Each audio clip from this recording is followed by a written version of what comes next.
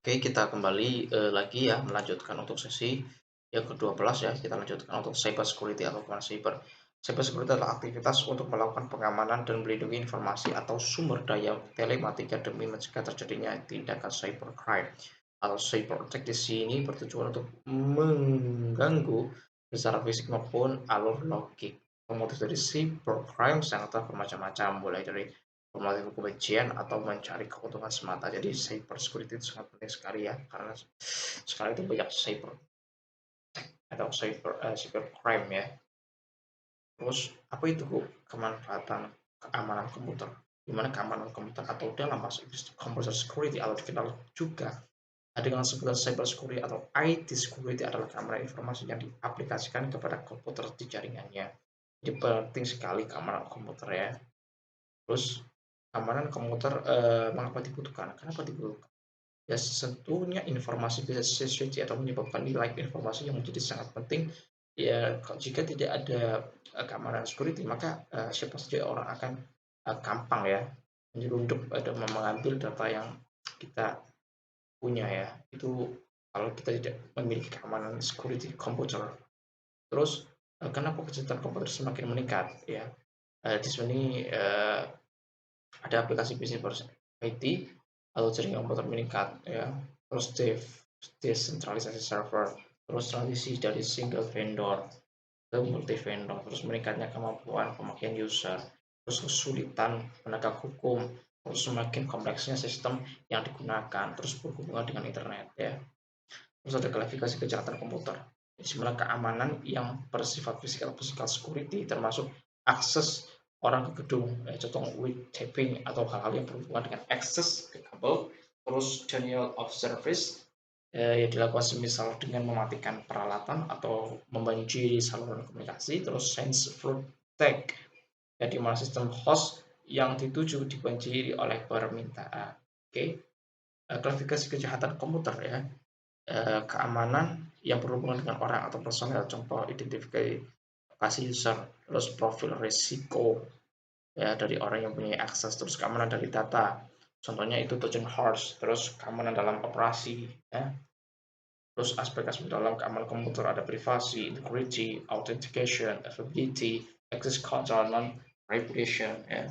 Terus elemen pokok cyber security ya, ini ada beberapa elemen itu artinya document security, information infrastructure, terus perimeter defense, terus network monitoring system, terus system information and event management, terus ada lagi network security assessment ya, terus ada human research and security awareness ya, terus IT forensik ya, kita masuk ke IT forensik di mana cuma dari ilmu komputer tetapi menjurus ke bagian forensik atau berkaitan dengan bukti hukum.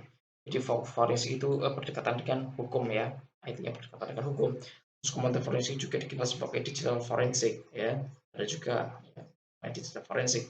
Terus IT forensik merupakan ilmu yang berhubungan dengan pengumpulan fakta ya. Terus fakta-fakta tersebut setelah diverifikasi akan menjadikan bukti-bukti yang akan digunakan dalam proses hukum.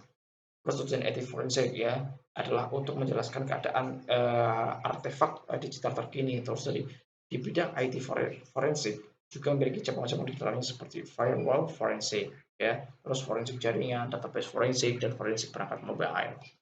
Terus kemudian forensik suatu proses ilmiah adalah mengumpulkan, menganalisa, dan menghadirkan berbagai bukti dalam sidang pengadilan terkait adanya suatu kasus hukum. Terus komputer juga suatu proses mengidentifikasi, memelihara, menganalisa, dan menggunakan bukti menurut hukum. Terus komputer forensik adalah terus komputer forensik yaitu mengumpulkan dan menganalisis data dari sumber daya komputer ya. Jadi sistem komputer jaringan komputer, jalur komunikasi, media penyimpanan, terus aplikasi komputer. Terus polisi komputer juga menggabungkan keilmuan hukum dan komputer. Jadi forensik komputer merupakan digital forensik. Oke, data elektronik dan bukti digital. Oke. Di sini ada data elektronik di mana dokumen, informasi keuangan, email, job schedule, ya, log, transkripsi, voicemail. Terus bukti digital juga ada. Ya, terus kebutuhan komputer forensik yaitu kemudian investigasi tindak kriminal, terus rekonstruksi duduk perkara insiden, terus upaya pemulihan, akan konsisten, terus troubleshooting yang melibatkan hardware dan software, terus kemudian memahami sistem atau berbagai perangkat digital dengan lebih baik. Oke, definisi komputer forensik itu penggunaan sekumpulan prosedur yang melakukan pengujian secara menyeluruh suatu sistem komputer. Terus menurut Jude Rabin, oke, apa secara sederhana dari penyelidikan komputer dan teknik analisisnya untuk menentukan bukti-bukti hukum. Terus menurut New Technologies, ya, komputer forensik berkaitan dengan pemeliharaan, identifikasi, ekstraksi, dan dokumentasi dari bukti-bukti komputer. Oke, terus ada cabang IT forensik, ada database forensik, ya, yang bertugas untuk mengumpulkan dan menganalisis database atau table. Terus network forensik yang bertugas untuk melihat dan melakukan penelusuran, search, ya, terhadap traffic network. Terus ada mobile device forensik, itu perkembangan penggunaan smartphone semakin meningkat. Terus ada juga fotografi forensik, salah satu teknik forensik menggunakan analisis vektor untuk pembuktian media seperti video digital. Terus kita masuk ke sesi 13, yaitu Cyber City, ya. Cyber City merupakan suatu konsep kota yang modern berbasis teknologi informasi yang kini telah banyak diterapkan sejumlah kota besar di seluruh dunia. Oke. Ini termasuk ada Indonesia, ya, beberapa kota yang melakukan perancangan Cyber City selain Makassar dan Pangkal Pinang, antara lain ada Malang Cyber City, ya, Sukabumi, dan masih banyak lagi. Terus ada Internet of Things, ya. Internet of Things merupakan sebuah benda-benda perangkat keras yang diintegrasikan ke dalam jaringan informasi secara berkesinambungan. Terus kini banyak perusahaan yang mulai mengalami Internet of Things, sebut saja Intel, Microsoft, Oracle, terus dan banyak lagi lainnya. Contohnya adalah implementasi dari Internet of Things Logs, misalnya adalah kulkas yang dapat memberitahu kepada pemiliknya via SMS.